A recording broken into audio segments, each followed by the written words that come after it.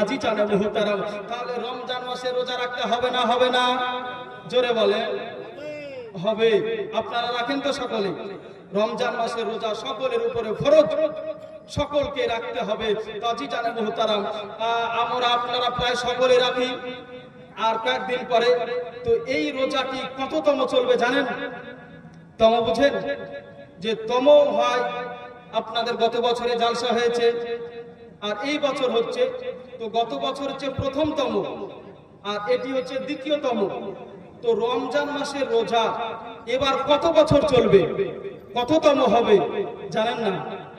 Arabic মাসের হিজরি সাল জানেন কত চলছে? এটা কত চলছে? 1446। তাও জানেন না?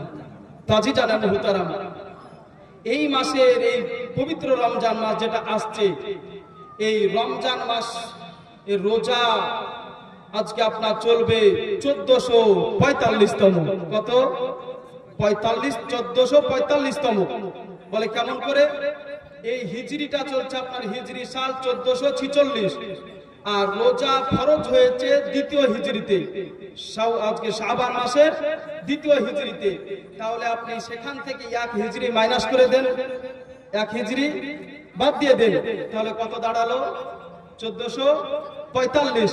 তাহলে কেউ যদি জিজ্ঞাসা করে যে জালসা থেকে কি শুনে এসেছো বলো, আপনি বলতে পারবেন যে জালসাতে আমাদের আগামীতে কয়েকদিন পর রোজা আসতেছে, এই রোজা 1445তম হবে, এটা বলতে পারবেন? পারবেন।